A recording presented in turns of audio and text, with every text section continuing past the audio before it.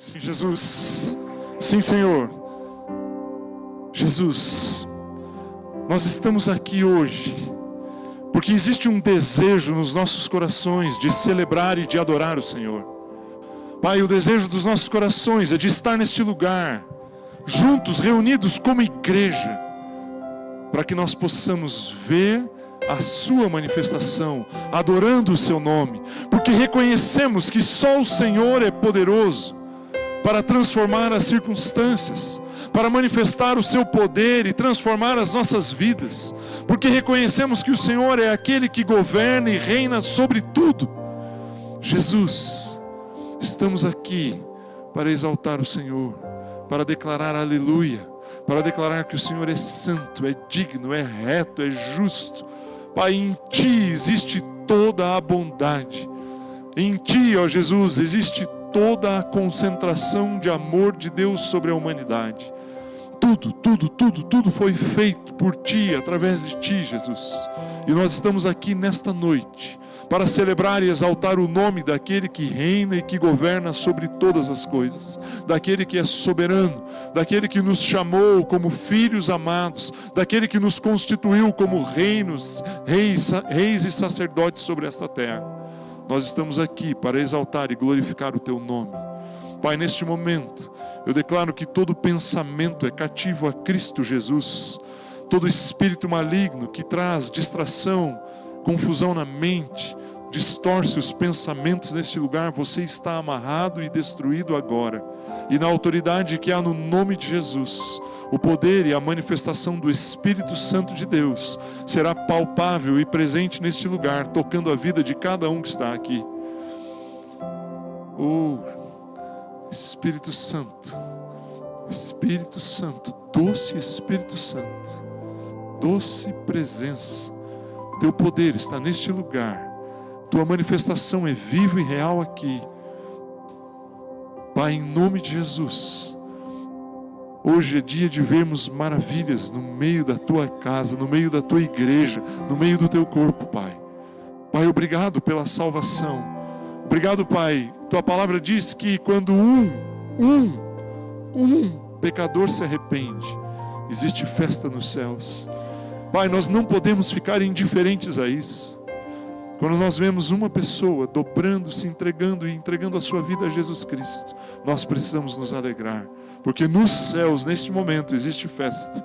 Pai, uma pessoa foi resgatada do império das trevas, foi transportada hoje para o reino da luz. Nós testemunhamos isso, estava diante dos nossos olhos, e isso não pode nos deixar indiferentes, porque nós estamos vendo o amor de Deus se manifestar, em nome do Senhor Jesus. Aleluia, aleluia, amém. Quero dizer que você é extremamente bem-vindo a esta celebração. O poder de Deus está neste lugar. Eu não sei o quanto você percebe ou você enxerga isso, mas Ele está aqui. E Ele quer manifestar esse poder e esse amor sobre a sua vida. E antes de você se assentar, de você se acomodar aí para ouvir uma ministração, ouvir a palavra, eu quero desafiar você a sair do seu lugar e cumprimentar alguém, dar um abraço em alguém, dar um sorriso para alguém, dizer para essa pessoa: olha, eu amo você, Jesus ama você, é muito bom estar aqui com você. Eu não gostaria que nenhuma pessoa sentasse sem receber um cumprimento neste momento.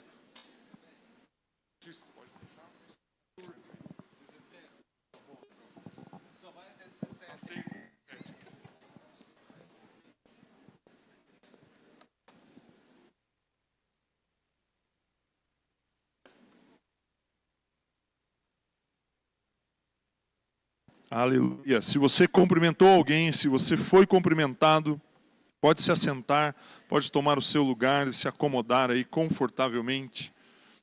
Pedir para o irmão aqui do grupo de serviço agora para ele pôr 14 graus no ar-condicionado aqui, porque tem um fogo neste lugar. E a gente vai precisar controlar ele um pouquinho. Tem gente reclamando de frio, né? Benção. Quero compartilhar talvez com você aí, um devocional que eu fiz alguns dias atrás e que mexeu bastante comigo. Na verdade, é um assunto que eu venho pensando já há alguns dias, algumas semanas depois do nosso retiro ali no começo do mês de setembro. Hoje é o último domingo de setembro, né? Nós começamos esse mês, o primeiro domingo, o primeiro final de semana nós estávamos em retiro. Hoje estamos terminando o mês aqui, penúltimo dia do mês, estamos celebrando e adorando ao Senhor. E eu quero começar com um texto que está no livro de Atos, no livro dos Atos dos Apóstolos. No capítulo 4, eu vou ler os dois versos aqui, o 32 e o 33. Atos 4, 32 e 33. Da multidão dos que creram, eram um o coração e a alma. Eu vou ler de novo, pode voltar ali, Eleteia, para mim, no começo. Da multidão dos que creram. Quem aqui crê em Jesus Cristo como seu Senhor e Salvador? Levanta a sua mão, quero ver se você crê em Jesus. Você crê em Jesus Cristo? A Bíblia diz que da multidão dos que creram, lá no passado, 2000 anos atrás, eles eram um só coração e uma só alma. Você imagina que a pessoa que está sentado atrás de você, eu não vou falar a do lado, porque a do lado pode ser sua esposa, seu esposo, seu filho talvez, mas você imagina que a pessoa que está atrás de você ou na sua frente, ela tem o mesmo sentimento que você a respeito do Evangelho, a respeito do amor de Deus? Você imagina o poder que existe nisso? Se nós formos um com o nosso coração, crermos de uma maneira única e dedicarmos o nosso coração de uma forma extraordinária, como uma multidão que crê com um único propósito, com um único sentimento. Vamos ler o que continua dizendo o texto. Ninguém considerava exclusivamente seu nenhuma das coisas que possuía. Imagina eu pegar aqui meu celular, descer aqui, falar: Guilherme, esse é seu, fica com você, leva embora. Pode ser que o dele seja melhor que o meu, né? Imagina você pegar qualquer uma das suas coisas, dos seus bens, daquilo que você tem como propriedade seu, ou como um objeto que está nas suas mãos, que existe um entendimento, e preste bem atenção nisso, existiu um entendimento na mente daqueles homens, de que aquilo que Deus havia colocado nas mãos deles não era deles, não pertencia a eles. Era de Deus, entregue nas mãos deles para que eles pudessem administrar. E aí eles tinham entendido que eles eram um só em Cristo Jesus. E o texto continua dizendo, né? Ninguém considerava exclusivamente sua nenhuma das coisas que possuía, tudo, porém, lhes era comum. E aí o verso de número 33, ele quebra muitos sofismas na minha mente. Ele diz assim: com grande poder. Poder já é algo grande, né? E Lucas, ao escrever Atos dos Apóstolos, ele dá uma ênfase, ele fala com grande poder. A palavra grande aqui, do original no grego, é mega. Se alguém perguntar para você assim, se alguém falar para você assim: Deus te abençoe, você responde para ela assim: eu sou mega abençoado. Mega é grande. Você, meu irmão, se você não sabe disso, eu estou dando uma notícia para você. Não acredite no jornal, acredite naquilo que eu estou falando para você aqui. Você é grandemente abençoado. Você crê nisso? Se você crê nisso, diga amém. Diga assim: eu sou grandemente abençoado. Existe um poder sobre você. O texto diz assim: com grande poder, os apóstolos davam testemunho da ressurreição do Senhor Jesus. E em todos eles havia abundante graça. Diga assim: sobre a minha vida existe abundante graça. Meu irmão, você acabou de declarar algo extraordinário sobre você. Sobre a sua vida existe abundante graça. O título da minha mensagem hoje é: o favor do Senhor nos leva a experimentar o extraordinário de Deus. Sei que parece uma frase, né? Não é um título, né? É uma frase enorme.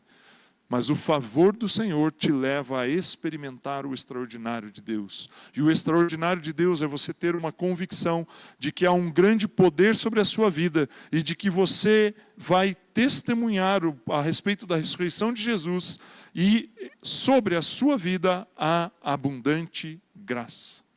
E aí eu quero voltar um pouquinho aqui, voltar não, né? Nem sair dele, do verso de número 33. Eu quero abrir um pouco o seu entendimento, porque a palavra poder, neste texto, é a palavra dunamis. É a mesma palavra que tem ali no começo do livro de Atos, quando Lucas relata a respeito de que Jesus havia feito uma promessa para os discípulos, para os seus apóstolos, e eles estavam ali juntos no cenáculo, e desceu sobre eles o poder do Espírito Santo.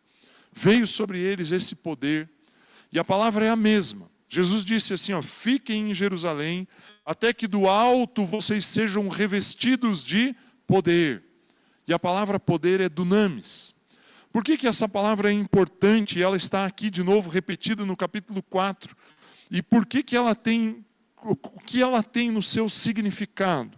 A palavra dunamis, ela significa, na verdade, ela tem traduzindo, né, trazendo para o dicionário, o significado dela no dicionário grego, diz o seguinte, é um poder inerente. Você sabe o que é inerente? É uma palavra meio diferente, né, do português. É um poder que está dentro de algo. Se eu pegar aqui, sei lá, um exemplo, né, pegar um exemplo, o carro. Os nossos carros ali, os carros que nós usamos. O carro ele tem uma potência. O motor tem uma quantidade de potência. Essa potência é medida em cavalos de força. Horsepower, né? HP. E isso representa a força inerente daquele veículo.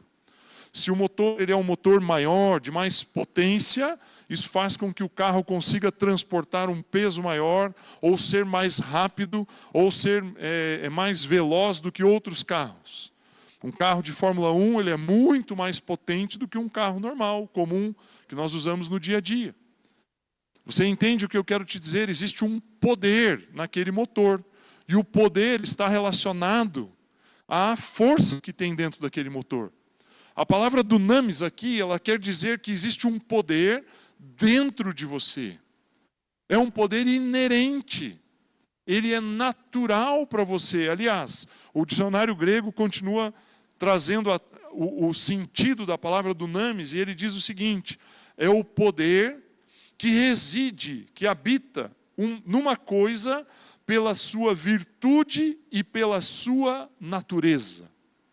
Meu irmão, eu perguntei para você se você crê em Jesus, se você é da multidão dos que creram, praticamente todos aqui levantaram as mãos. E eu quero dizer algo para você, se você crê em Jesus, existe um poder que a sua natureza ela manifesta. Mas como assim, Ivo? Eu nasci lá no interiorzinho, lá no fundo lá de Guarapuava, né? Eu digo lá, nasci lá em Guarapuava, quando eu era criança eu brigava com os porcos por causa de guavirova. Né? Não sei nem se você sabe o que é uma guavirova, né? O Jean ali provavelmente não sabe o que é, não, nem imagino que seja. É uma frutinha que tem lá naquela região, tipo um coquinho, assim, uma frutinha laranja. E a gente ficava brigando com os porcos para ver quem que ia comer mais guavirova, tirando eles debaixo das árvores lá para poder comer. Eu nasci lá no interior. Como assim você está dizendo que existe um poder dentro de mim? Meu irmão, existe um poder dentro de você, colocado pelo Espírito Santo de Deus.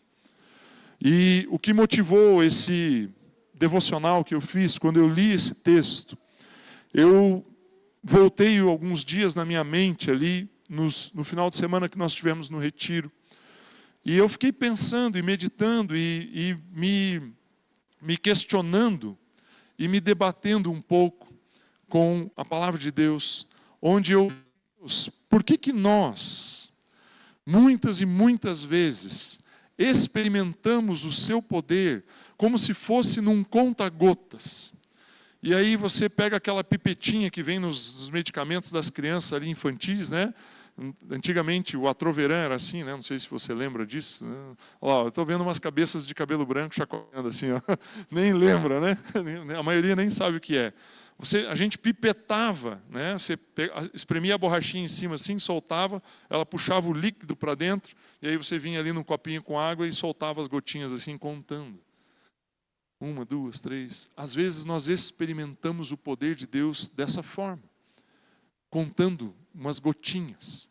Às vezes, em um momento, nós vemos o poder de Deus se manifestar. Às vezes num culto, alguém entrega a vida para Jesus, nós ficamos felizes. Aí no outro domingo, ninguém entrega. Aí no outro domingo, ninguém. No outro domingo, um. O que acontece, meu irmão? Por que nós não experimentamos todo dia? Conversando recentemente, aí, uns dias atrás, uns 9, 10 dias atrás, com um casal que está aqui presente, nós entramos nesse assunto.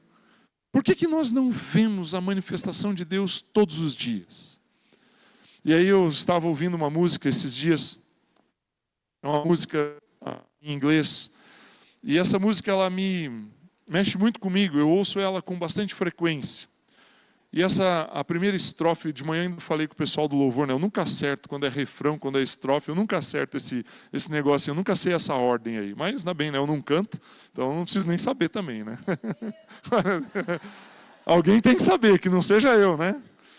E a letra da música, na primeira estrofe dela, diz assim: nós apenas arranhamos a superfície. E aí ela continua dizendo: e só vimos a sua glória como um relance. Nós já provamos da sua glória. E aí então ele diz assim: mas existe muito mais. E aí o texto continua dizendo: nós estamos em pé, olhando o horizonte, aonde a terra se choca, onde a terra se encontra com o céu.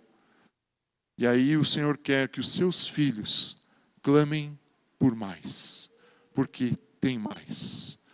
Essa das frases que eu li aqui, a que mais me impressiona é a expressão da música que diz que nós vemos a terra ou o céu tocar a terra. E aí eu quero dizer algo para você. Você é a conexão dos céus com a terra. Está sobre a sua vida o poder do Espírito Santo. Aquilo que você toca, você pode liberar o poder dos céus sobre o lugar que você está tocando. Aquilo que você fala, você pode estar liberando as palavras do coração de Deus sobre a face da terra. Os lugares por onde você vai, você pode estar levando o poder de Deus aonde você caminha. Se você, meu irmão, conseguisse entender talvez uma porção, uma parte, uma porcentagem daquilo que eu estou dizendo e da importância daquilo que eu estou dizendo para você, você perceberia que ao abrir os seus lábios, você pode mudar as circunstâncias ao seu redor. Você pode mudar o ambiente. Nessa sexta-feira, tive uma experiência interessante. Era umas 9 e pouco da noite, eu estava em casa. E estava só eu e a Andréia. E estávamos ali vendo um filme. E meu celular estava do lado. De repente começou a entrar uma mensagem, 2, 3. E o meu filho, como ele está lá em Curitiba, né, muitas vezes quando ele quer falar conosco, ele faz isso. Ele escreve: oi, pai, tudo bem? E vai mandando, né? E o celular vai bam, bam, bam, bam. Já sei que é ele. E aí, tanto que as mensagens entraram numa frequência, André falou: é o Davi? Eu olhei o celular e falei: não. Olhei o celular. É um rapaz que eu conheci alguns meses atrás, numa padaria. Me encontrei, ele estava vendendo um serviço lá, e eu estava ali esperando uma pessoa para uma reunião, e eu vi eles conversando. Depois eu fiz contato com ele, fiz uma proposta de trabalho para ele, acabou não dando certo. Mas nós conversamos algumas vezes, poucas vezes, não muitas, mas conversamos algumas vezes. E aquele rapaz, naquele momento, sexta-feira, ele mora em Londrina, na verdade, ele não é daqui de Maringá, e ele me mandou as mensagens e disse: Ivo, eu estou no HU, eu estou com uma crise de ansiedade terrível, eu uso uma medicação, mas acabou o que eu tinha aqui comigo, só tem lá em Londrina, e eu não sei o que fazer, eu estou desesperado. Eu peguei aquela mensagem, falei: Satanás, você não tem direito, não é digno, não é justo que ele esteja sofrendo.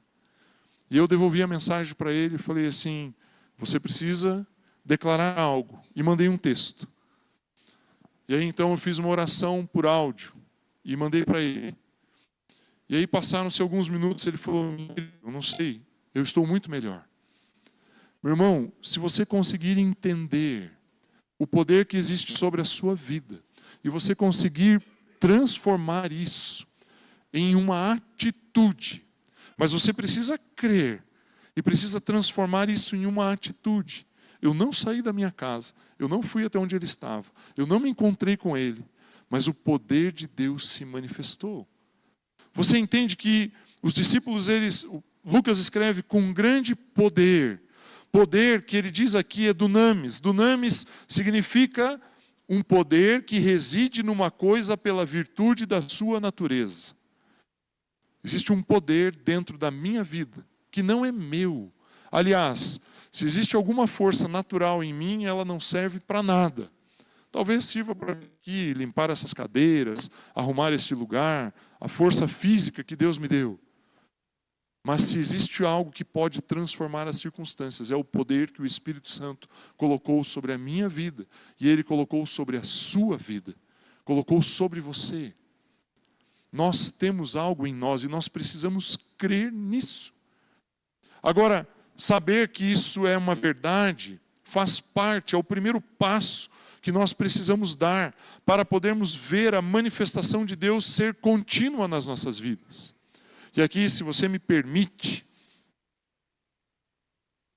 se você não permite, acho que eu vou fazer do mesmo jeito, mas se você me permite, eu vou fazer um parênteses aqui e vou fazer um pequeno merchandise. Você viu nos nossos avisos a respeito da FATEM. E existe uma coisa que pode transformar a sua vida e a forma como você crê. Talvez você esteja aí me olhando bem, e falei, ih, rapaz, será que isso vale para mim? Será que isso é uma verdade? Será que não é um papinho aí que parece um papinho meio de coach, assim? Você só vai descobrir se isso é verdade quando você se expuser verdadeiramente à palavra de Deus. E aí eu desafio você. Você tem dois caminhos e não tem desculpa para não fazer. Para fazer a FATEM. Você tem dois caminhos. Você pode vir às aulas presenciais que nós temos aqui. Na verdade, elas são transmitidas. Algumas são presenciais, mas o regular é a transmissão. Nas terças e quartas-feiras, às 19h30. Nós ficamos aqui em torno de 2 horas. Até umas 21h30 no máximo. Um dia ou outro passa um pouquinho. Das 19h30 às 21h30. E você vai se expor à palavra de Deus genuína. E isso transforma você. Ah, Ivo, eu não posso, eu trabalho com escala, não consigo dedicar esses 2 dias, não consigo me organizar para estar aqui presencialmente. Faça online, é o mesmo curso, não muda absolutamente nada. 16 módulos, você viu ali na divulgação. Faça o curso, você tem como acessar isso online. Aí você pode fazer a hora que você quiser. Se você tiver 10 horas de um dia lá liberado, você pode assistir 10 horas de aula. Você pode terminar o curso, que são 16 módulos programados para 2 anos, em 6 meses. Depende do seu tempo, da sua disponibilidade. E se você for fazer online, por isso que eu falei que era merchandise, né? Se você for fazer online, fale comigo no final do culto. Porque eu tenho um cupom. Quem é membro da Comunhão Cristã aqui de Maringá tem o direito a ter um desconto no online. O online ele é mais caro que o presencial aqui. Nós já fazemos o presencial aqui num custo mais baixo para te incentivar a vir.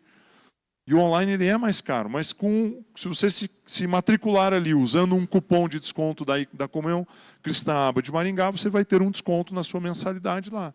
Mas, meu irmão, não importa se você vai fazer online, se vai fazer aqui, se você vem ou não vem, mas faça, porque isso muda a sua vida. Muda a sua forma de pensar, muda a sua forma de ver a vida. E aí, então, traz um alinhamento, traz um entendimento a respeito da palavra de Deus e de quem você é.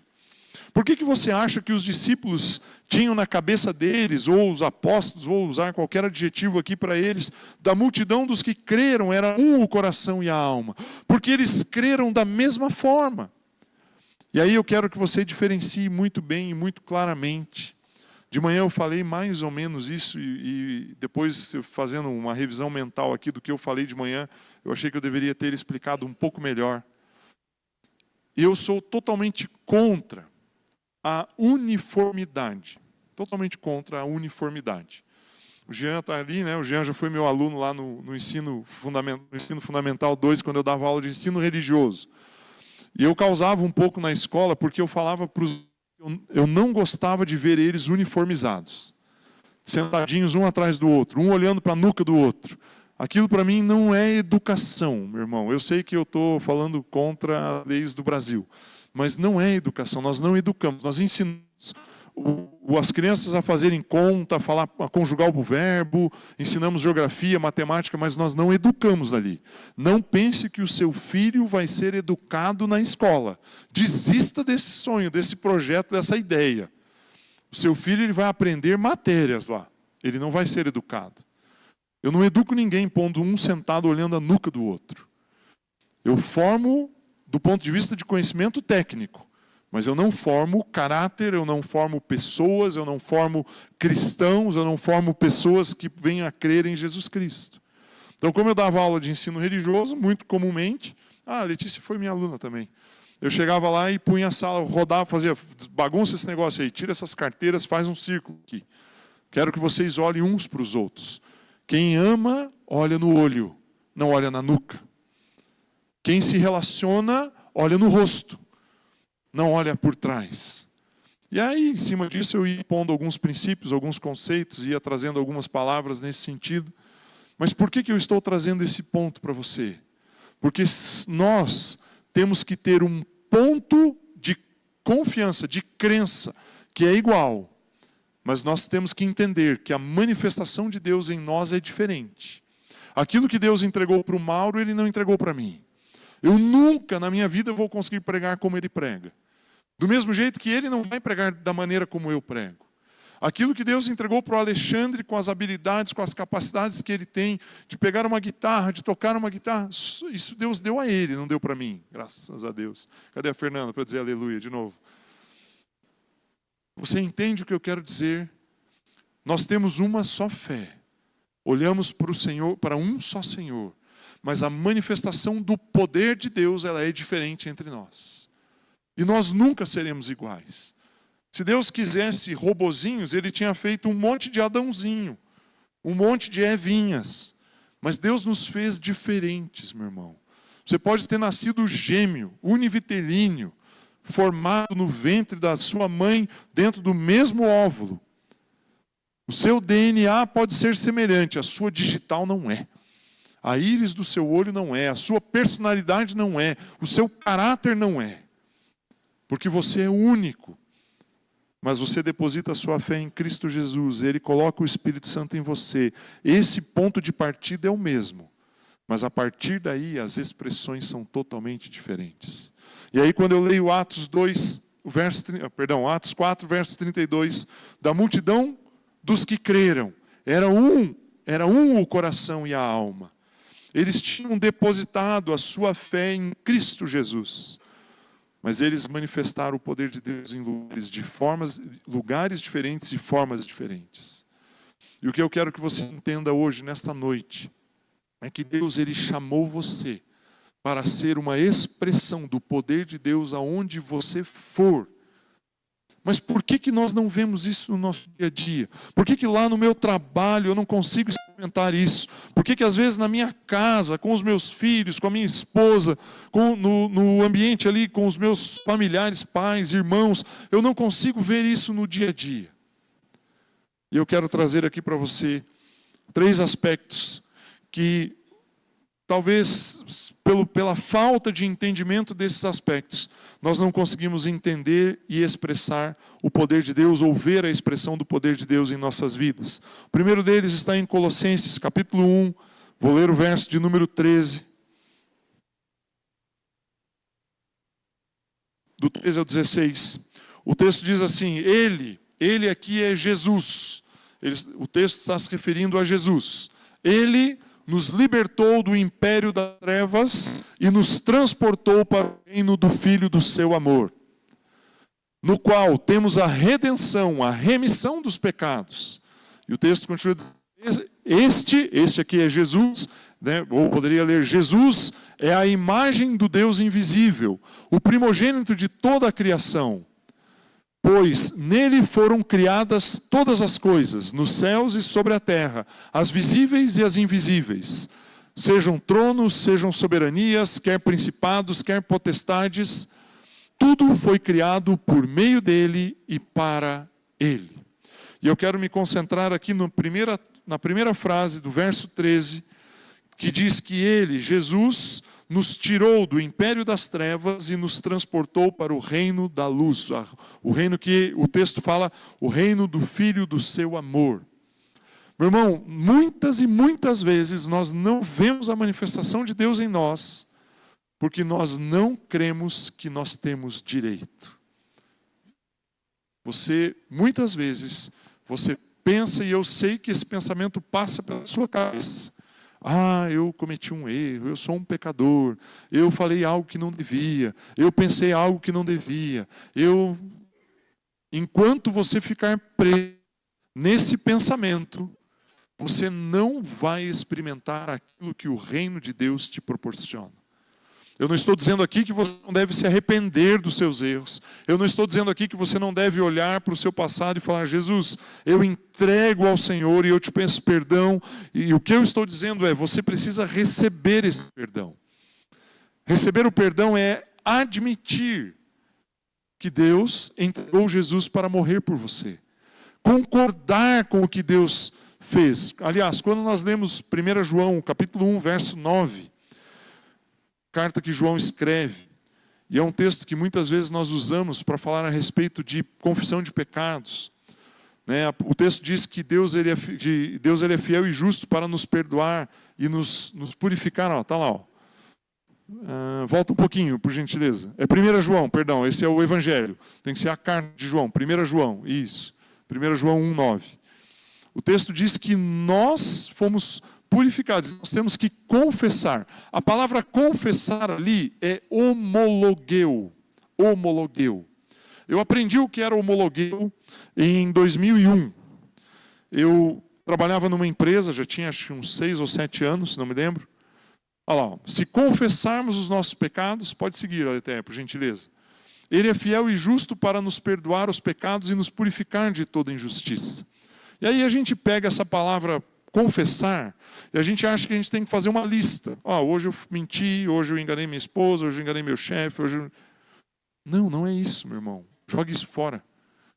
A palavra confessar ali é homologueu. E como eu estava dizendo, eu aprendi o que é homologueu em 2001, quando eu pedi desligamento da empresa. Eu trabalhava lá uns 6 ou 7 anos, eu pedi a minha conta, montei um projeto, abri uma empresa, abri um negócio. Fali, em menos de 3 anos eu estava quebrado. Mas eu abri o negócio naquele momento. E aí, quando eu pedi desligamento, eu recebi uma notificação do RH da empresa. Falou: precisa comparecer ao sindicato para fazer a homologação, homologar a sua demissão, seu pedido de demissão. Fiquei pensando, o que é homologar um pedido de demissão? Né? Que raio de palavra é essa? Nunca tinha visto aquilo. Aí fui até o sindicato. Foi o meu ex-gerente, né, continuava trabalhando lá na empresa, eu e um representante do sindicato. E aí então ele olhou, o representante do sindicato olhou a documentação, olhou o que a empresa me pagou, olhou tudo que tinha sido feito, e ele falou assim: olha, está tudo correto, não tem nenhuma ressalva. Eu, como representante do sindicato, defendendo você, me defendendo como ex-funcionário, ele fala assim: está tudo certo, está tudo de acordo. Você entende o que eu quero te dizer? Homologar é você verificar e dizer assim: está correto. Ou, caso não estivesse correto, ele ia dizer: olha, não está correto isso. E aí eu poderia pegar aquele documento, me dirigir ao Ministério do Trabalho e requerer os direitos lá no Ministério do Trabalho. Mas o que eu quero que você entenda é que homologar, confessar, é concordar com aquilo que Jesus Cristo fez por mim e por você. Ele morreu para perdoar os meus e os seus pecados. João, capítulo 3, verso 16, diz que Deus enviou o seu Filho ao mundo, porque Ele ama tanto o mundo. E aí o verso 17 diz: não para condenar o mundo, mas para salvar o mundo.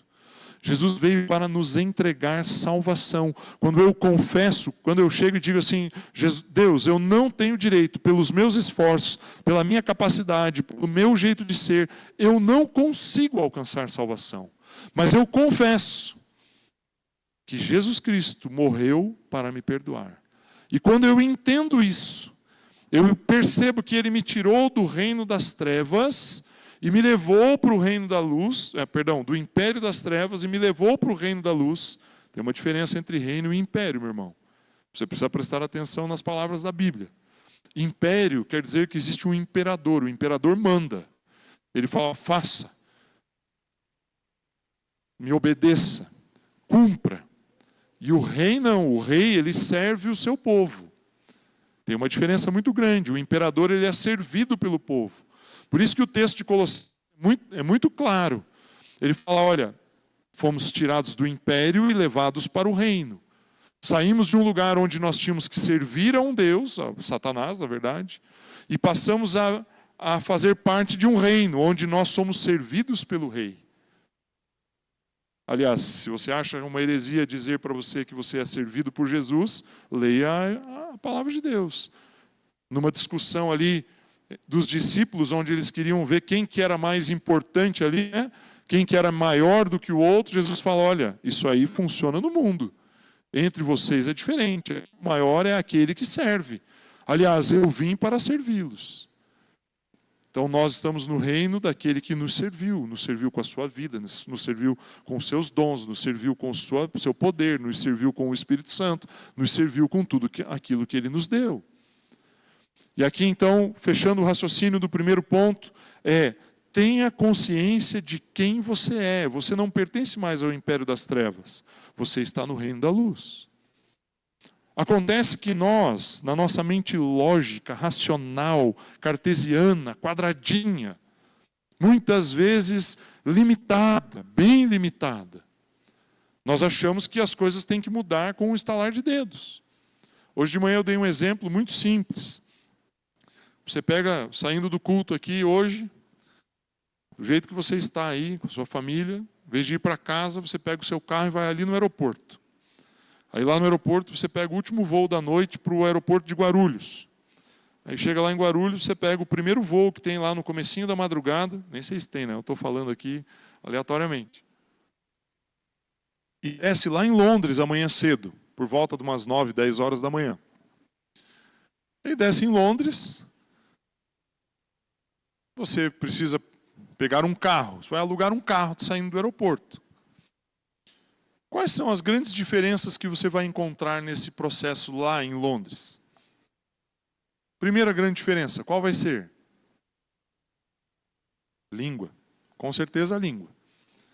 Você não vai conseguir falar com o povo, muita sorte encontrar um brasileiro lá, mas você não vai conseguir falar o mesmo se chegar lá em português e falar, eu quero um carro alugado aí. Hã? Vai perguntar o quê? Qual que é a segunda grande diferença? Para alugar um carro, você precisa pagar. Eu sei que para alugar um carro, você vai pagar com cartão de crédito. Mas se você fosse pagar em dinheiro, em espécie, você poderia pagar com reais? O cara vai pegar aquele monte de papel, para ele é lixo. Quer dizer, não serve nada. Vamos dizer que você consegue se comunicar em inglês, você usa o seu cartão de crédito, aluga um carro. De que lado do carro você vai sentar para dirigir o carro? Não é normal. Para você não é normal. Para mim não é normal. Eu nunca dirigi um carro sentado do lado direito do carro. E olha que eu já dirigi na minha vida alguns bons quilômetros, mas nunca dirigi sentado do lado direito. O que acontece quando você sai do império das trevas e vem para o reino da luz, é que existem alguns conceitos, alguns princípios, alguns valores que foram colocados na sua vida desde o momento em que você nasceu, que ao sair de lá e vir para cá, você acha que a vida segue do mesmo jeito. Então existem alguns comportamentos, algumas palavras, o jeito de fazer e de tratar as coisas que nós precisamos reaprender.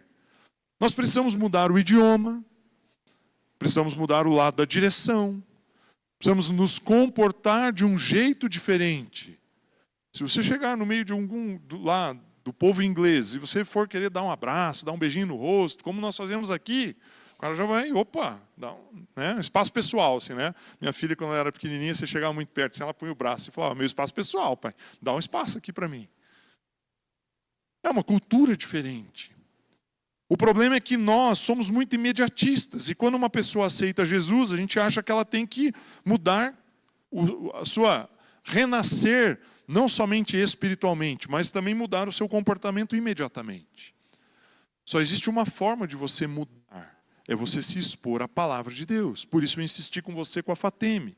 Se exponha à palavra. Cronologicamente, né, eu estava vendo agora há pouquinho ali, cadê? A Olívia está lá, né, está com o Mateus lá. Tem uns bebezinhos aqui na igreja, né? Domingo passado a gente apresentou 2, tem mais uns 2 ou 3 aí, não sei se tem mais algum a caminho, né? Vai que tem alguma irmã com algum a caminho aí. Então, quando você é um bebezinho, vou lá, olhando a Olívia lá no fundo lá, bebezinho, de tudo, um aninho e um pouquinho ali, né? Bem novinha. Naturalmente, se o Mateus e a Bruna alimentarem ela corretamente, ela vai crescer, ela vai se desenvolver.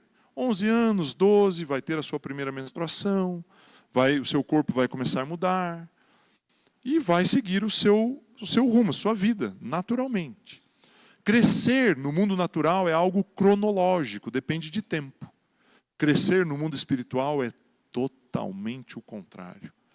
Não depende de tempo. Depende do quanto você crê na obra de Jesus sobre a sua vida. Preste bem atenção nisso.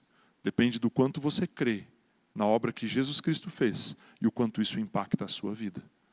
Para você crescer no mundo espiritual, você precisa olhar para Jesus e dizer assim: eu creio no que Ele fez por mim. Tanto eu creio que eu sei que os meus pecados estão perdoados. Ah, mas você continua... Não, o que eu estou fazendo eu estou mudando de ambiente. E eu vou aprender um novo modo de vida. E eu tenho certeza que o Espírito Santo está trabalhando muito para manifestar o poder de Deus sobre a sua vida de tal maneira que você seja transformado. E que a sua mente seja mudada. Aliás, esse é um dos textos que eu mais li na minha vida. Romanos 12, 2. Nós precisamos transformar o nosso jeito de pensar. O que Paulo estava dizendo é: saia do Brasil, venha para a Inglaterra. Pare de pensar como brasileiro, comece a pensar como um inglês. Saia do império das trevas, venha para o reino da luz. Pare de pensar como um filho de Satanás e comece a pensar como um filho de Deus. Mude o seu jeito. E o Espírito Santo está aqui para te ajudar. O problema é que, na maioria das vezes, nós ficamos presos nos erros, presos nos problemas, e nós não assumimos a nossa posição. Quero acelerar aqui por causa do tempo. De manhã eu excedi demais o tempo. O segundo ponto que eu quero que você perceba aqui é que existe um propósito na sua vida. Olha só o que diz em Gálatas, capítulo 1. Vou ler aqui dos versos 13 ao 17. Gálatas 1, 13 a 17. Porque ouviste qual foi o meu proceder outrora no judaísmo. Paulo está falando a respeito dele mesmo. Como sobremaneira eu perseguia a igreja de Deus e a devastava. E na minha nação, quanto ao judaísmo, avantajava-me a muitos da minha idade, sendo extremamente zeloso das tradições de meus pais. Quando, porém, ao que me separou antes de eu nascer e me chamou pela sua graça, aprouve revelar seu Filho em mim, para que eu o pregasse entre os gentios, sem detença. Não consultei carne e sangue, nem subi a Jerusalém para os que já eram apóstolos antes de mim, mas parti para as regiões da Arábia e voltei outra vez para...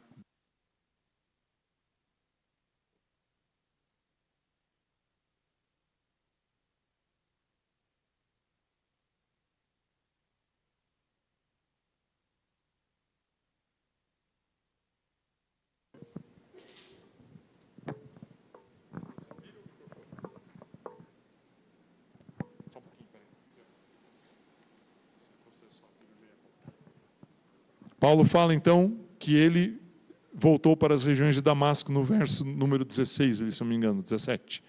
O que Paulo está dizendo aqui é o seguinte: Paulo está pondo uma separação clara da vida dele antes de Cristo e depois de Cristo. Antes de Cristo ele fala assim: eu como judeu era judeu de verdade. Perseguia os cristãos, inclusive matava eles, né? Ajudava a matá-los.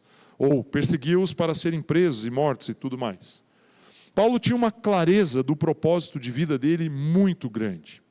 Só que depois que ele aceitou a Cristo, que ele literalmente cai do cavalo na estrada indo para Damasco, ele entende que o processo de Deus na vida dele mudou. O propósito de Deus na vida dele mudou. E ele persegue esse propósito de uma maneira intensa. E ele fala aqui, eu acho muito interessante o texto, quando ele diz, no verso de número 16, eu não consultei carne e sangue. Paulo, ele sabia que ele deveria pregar a Jesus. Ele pegou então aquele conhecimento que ele adquiriu e falou, a partir de agora o meu propósito é esse. Então o que eu estou trazendo para você aqui, vou fazer um pequeno resumo para você entender. Você está recebendo essa palavra? Aleluia. O que eu estou dizendo é, por que nós não alcançamos a manifestação de Deus de forma contínua nas nossas vidas? Texto lá de Atos 4:32. Primeiro ponto, porque na maioria das vezes nós não entendemos quem nós somos, nós não sabemos a nossa posição. Nós saímos do império das trevas e viemos para o reino da luz, precisamos assumir isso verdadeiramente. Isso tem que ser mais forte do que qualquer outra coisa na sua vida. Segundo aspecto, você precisa entender o propósito de vida que existe sobre você. Paulo, quando ele diz isso, olha, quando eu era judeu. Entre os meus, tinha vantagem sobre os da minha idade, eu estava à frente deles. É engraçado isso. Eu não costumo muito falar a meu respeito assim, nessas circunstâncias. Quando eu estou pregando, eu acho meio chato, na verdade. Sei lá, eu tenho um pouco de vergonha, não sei. Mas eu pratiquei esporte na minha adolescência. Com 11 anos, com 9 anos de idade, o meu irmão mais velho, que é 9 anos mais velho do que eu, então ele tinha 18, ele me levou para treinar handebol. Eu tive o primeiro contato da minha vida com esse esporte, eu tinha 9 anos. Só que eu sempre fui alto, eu sempre fui maior do que os alunos da minha turma. Aliás, quando cantava o hino nacional e falava gigante pela própria natureza, todo mundo virava para trás e olhava para mim na fila, né? Eu era chamado de gigante pela própria natureza. Era natural isso no meio deles. Eu tenho uma foto de quando eu jogava com 9 anos, é engraçado. Todo mundo assim, de repente chega na minha parte, sobe assim. E eu comecei a ter contato com o esporte muito jovem, muito cedo. Com 11 anos eu treinava. E com 14 eu jogava na seleção adulta da minha cidade. Tinha 14 anos, eu jogava com os adultos. E quando eu ia jogar com alguém da minha idade, para mim era muito fácil. Para mim era uma brincadeira. Porque, primeiro, eu tinha um físico maior. E eu estava acostumado a lidar com situações muito mais difíceis e duras do que as que eu estava convivendo naquele momento ali. Quando eu olho Paulo escrevendo isso, claro, meu irmão, o exemplo que eu estou dando a meu respeito, ele é só para você pensar aí, só para você comparar, mas eu não estou dizendo que eu sou igual a ele, nem quero me colocar igual a Paulo. Quando Paulo diz assim, dos que eram da minha idade, eu tinha muita vantagem sobre eles. Eu fico imaginando Paulo com 10 anos, ele já devia discutir com os mestres. Enquanto os outros meninos de 10 anos estavam brincando de carrinho lá, num canto qualquer. Brincando de caçar ovelha, de cuidar de ovelha, sei lá. E Paulo, ele foi desenvolvendo algo. E ele tinha um senso de propósito. E quando ele aceita a Cristo Jesus, né, ali naquele momento, naquela experiência, e ele vai para a casa de Ananias, Ananias ministra a vida dele, e ele entende que o propósito dele é pregar a palavra. Ele não vai lá em Jerusalém perguntar para os apóstolos, posso pregar? O que eu tenho que fazer? Eu preciso fazer escola bíblica dominical para poder pregar? Não, Paulo sabia a respeito de quem ele estava falando, ele sabia quem ele era, ele sabia o chamado que ele tinha, ele saiu e pregou. E o texto fala isso claramente. O texto fala, olha, eu nem subi a Jerusalém para os que já eram apóstolos antes de mim, mas parti para as regiões da Arábia e voltei outra vez para Damasco. Paulo saiu pregando, porque ele sabia quem ele era. O meu primeiro ponto é, você precisa entender o propósito de Deus na sua vida, meu irmão. Precisa entender quem você é, a sua posição. O meu segundo ponto é, você precisa entender o propósito de Deus sobre a sua vida. Se você não entende essas duas coisas, diante de qualquer dificuldade, você treme. Você fala, Jesus, o que eu faço aqui? Socorro! Para onde eu vou? O que eu resolvo? Pastor, ora por mim. Meu irmão, existe um poder sobre a sua vida. E aí, sabe por que nós não experimentamos coletivamente a manifestação do poder de Deus? Porque na maioria das vezes, quando nós nos reunimos coletivamente, os propósitos são diferentes. Alguns vêm aqui porque precisam de algo. Deus, o Senhor precisa me dar isso, o Senhor precisa me dar aquilo, eu preciso pagar os boletos amanhã, eu preciso resolver um problema com o meu carro, eu preciso resolver um problema com o meu marido, com a minha filha, com não sei o quê. e você vem aqui como um pedinte, com um chapéu na mão. E infelizmente tem muitas igrejas aí que o cara vai com o chapéu na mão, tem que fazer malabares ainda para poder ganhar uma moedinha. Você entende o que eu estou te falando? Tem que cumprir regrinhas. Jogue fora isso, meu irmão. Jogue, isso é lixo.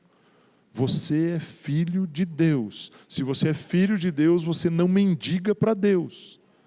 Não mendigue para Deus. Você é herdeiro de Deus, em Cristo Jesus. Não por mérito seu, não por aquilo que você fez, mas por aquilo que Ele fez, pelo amor que Ele derramou sobre a minha e sobre a sua vida. Nós precisamos entender isso verdadeiramente, definitivamente. Nós vamos experimentar o poder e o mover de Deus coletivamente quando nós viermos para cá com o mesmo propósito. Qual deve ser esse propósito? Celebrar ao Senhor, exaltar o Senhor. Você é uma bênção e você vem aqui para abençoar pessoas, para abençoar este lugar, para abençoar o que está acontecendo aqui, as pessoas que estão ao seu lado. Eu sempre sou muito chato, quando eu vou começar a pregar, eu sempre falo, cumprimente quem está ao seu lado, dê um sorriso para essa pessoa, abrace essa pessoa. Meu irmão, se você entendesse que quando você estende a mão e toca na vida de alguém, você está tocando o corpo de Cristo, será que você ia tocar do mesmo jeito? Será que quando você fala com quem está aí ao seu lado, você falaria do mesmo jeito se quem está sentado fisicamente do seu lado é Jesus?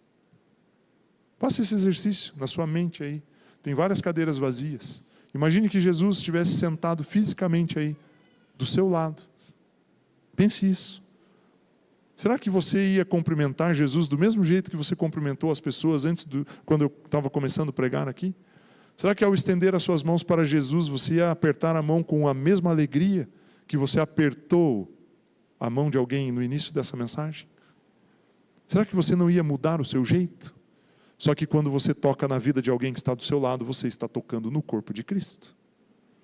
Quando você fala a respeito de alguém que está do seu lado, hoje à noite, quando você chegar em casa com a sua esposa, você viu a roupa daquela lá? Você viu aquilo ali? Você está falando do corpo de Cristo. Será que nós conseguimos entender a importância e o impacto que isso tem? E quando nós nos juntamos e nos reunimos aqui, com o mesmo propósito, Deus se manifesta. Agora, quando vem um aqui querendo uma coisa, o outro outra, todo mundo meio disperso, meio perdido, eu tenho que ir na igreja hoje, tenho que ir lá na minha agenda e riscar ali que eu fui na igreja.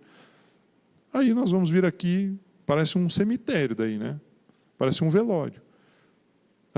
Vamos cantar, vamos não sei o quê, vou ter que sentar para ouvir a mensagem. Meu irmão, saiba que você se relaciona com um Deus vivo, e Ele é poderoso, e Ele colocou um poder dentro de você, um dunamis. Existe uma natureza poderosa em você, e quando você tocar alguém, é Cristo tocando alguém. Quando você falar com alguém, é Cristo falando com alguém. Quando você orar por alguém, é o poder de Deus se manifestando aonde você está. Você precisa ter essa consciência. Isso precisa estar dentro de você, na sua alma, nos seus sentimentos, nas suas emoções. Talvez você fale para mim daí. Então, vou resumir aqui. Primeiro ponto que eu trouxe para você, você precisa ter uma posição correta. O segundo ponto, você precisa ter um propósito, saber qual é o seu propósito. O terceiro aspecto é você saber que existe um grande poder sobre a sua vida, que na verdade eu falei no começo, no texto de Atos 4:32. E eu quero finalizar aqui, se os irmãos puderem subir por gentileza, com Gênesis capítulo 15. Eu sei que às vezes aquilo que eu estou ministrando aqui, o jeito que eu estou falando para você, pode dar uma impressão de que a minha vida não tem dificuldades, não tem lutas, não tem situações ou circunstâncias que eu preciso enfrentar no meu dia a dia. Você pode ter certeza que nós somos 100% iguais nisso, meu irmão. Não existe nenhuma diferença. O que muda entre eu e você, ou o que pode mudar entre nós, ou entre você e quem está aí ao seu lado, é como nós encaramos as circunstâncias. O que eu quero terminar aqui, o texto que eu quero usar para terminar essa mensagem, Gênesis capítulo 15, vou ler aqui do verso 4 ao 6. O texto diz assim: a isto respondeu logo o Senhor. Essa era uma conversa entre Abrão e Deus, dizendo: não será esse o teu herdeiro. Abraão estava ali resmungando com Deus, minha mulher está velha, idosa, não teve filhos, o herdeiro da minha casa é o Damasceno Eliezer, e chorando ali para Deus, as pitangas dele ali, né? Mas aquele que será gerado de ti será o teu herdeiro. Deus olha para Abraão e fala, aquele que vai nascer de você é o seu herdeiro. E então conduziu-o até fora, né? Deus levou Abraão para fora e disse, essa conversa com certeza foi à noite, né? Olha para os céus e conta as estrelas, se é que o podes. E lhe disse, será assim a tua posteridade. Ele creu no Senhor e isso lhe foi imputado para justiça. O que Deus está falando com Abraão aqui é o seguinte, eu tenho uma promessa sobre a sua vida. Essa promessa vai se cumprir. O seu herdeiro não vai ser aquele que você está achando que vai ser. Vai ser aquilo que eu prometi para você. E aí Deus leva Abraão a fazer um exercício, olhar para os céus, e você pode ter certeza absoluta que os céus de hoje são diferentes, não que o céu mudou, mas Abraão não tinha o ambiente iluminado como nós temos. Sair aqui à noite, ou não sei se você costuma viajar à noite, eu costumo bastante viajar à noite. Terça-feira eu estava voltando de Londrina para cá, eram umas 10h30 da noite, e é engraçado quando você chega ali na região de Marialva, tem um lugar um pouquinho mais alto assim, e aí você olha ao redor, tem luzinha laranja para todo lugar, esparramado em todo canto. E aí é claro que quando nós estamos num ambiente tão iluminado, olhar para o céu não nos dá a percepção que Abraão tinha. Abraão não conseguia contar as estrelas. E Abraão se fixou, se firmou nessa promessa. Só que provavelmente existiram alguns dias e algumas noites, em que choveu, em que o tempo estava nublado. E quando Abraão olhou para o céu, ele não viu estrela nenhuma. Mas ele sabia que acima daquelas nuvens haviam estrelas. A promessa de Deus estava acima daquelas nuvens. Meu irmão, não é porque você está enfrentando uma certa situação que aquilo que Deus te prometeu como herdeiro dele não vai chegar para você. Pare de olhar para as nuvens e de acreditar que as nuvens são a verdade.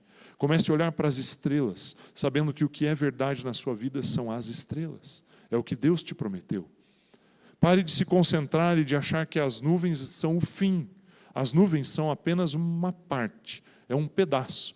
E vai acontecer do vento do Espírito soprar e transportar essas nuvens para longe. E aí você vai ver mais uma vez a promessa de Deus sobre a sua vida. E nós sabemos que aquilo que Deus prometeu a Abraão se cumpriu. Aliás, Paulo, escrevendo aos Gálatas, capítulo 3, verso 29, diz que nós somos herdeiros de Abraão por estarmos em Cristo Jesus. Você, sentadinho aqui, em Maringá, dia 29 de setembro de 2024, sei lá, meu relógio está no cronômetro aqui, né? Não sei nem que horas são, 8 e pouco aí.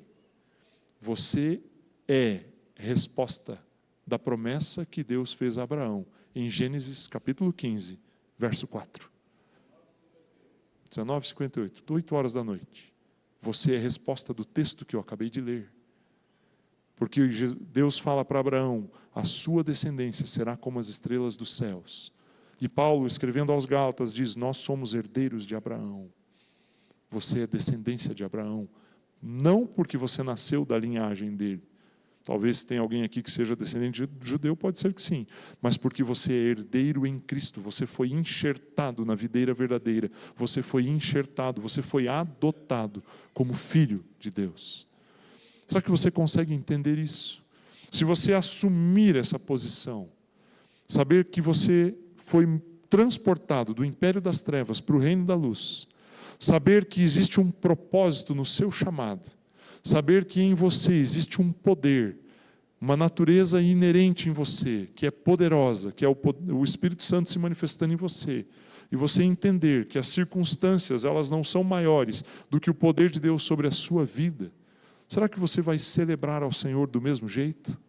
Ou você vai olhar as letras que nós cantamos, vai dizer, glória a Deus, Ele ressuscitou, glória a Deus, porque eu sou filho, eu sou quem o meu pai diz que eu sou. Eu não sou quem o meu professor diz que eu sou, não sou quem a minha mãe falou lá que eu sou.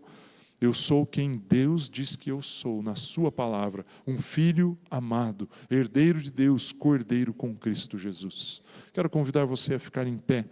E quero dizer que você é um privilegiado, porque você tem a possibilidade de terminar a sua semana, de terminar o seu mês, de terminar esse dia de hoje, ou de iniciar a semana, perdão, né? Domingo é o primeiro dia da semana, e de terminar o dia de hoje ao lado de alguém que é a expressão do amor de Deus sobre a terra, é um amado de Deus, é parte do corpo de Cristo. Você tem consciência disso? Feche seus olhos. Pai, eu quero te agradecer por este dia. Quero te agradecer pelo teu favor sobre nossas vidas, porque o teu favor nos leva a experimentar algo extraordinário. Quero te agradecer, Deus, porque nós não somos um movimento, porque nós não somos um grupo de pessoas com uma ideia na cabeça, mas nós somos filhos de Deus, herdeiros em Cristo Jesus, herdeiros das promessas que o Senhor fez para Abraão, herdeiro das promessas que o Senhor fez de uma maneira extraordinária através do poder do Espírito Santo sobre nós. Pai, nós finalizamos esse mês, amanhã é o último dia deste mês, dizendo ao Senhor obrigado, Pai, porque até aqui o Senhor tem nos ajudado.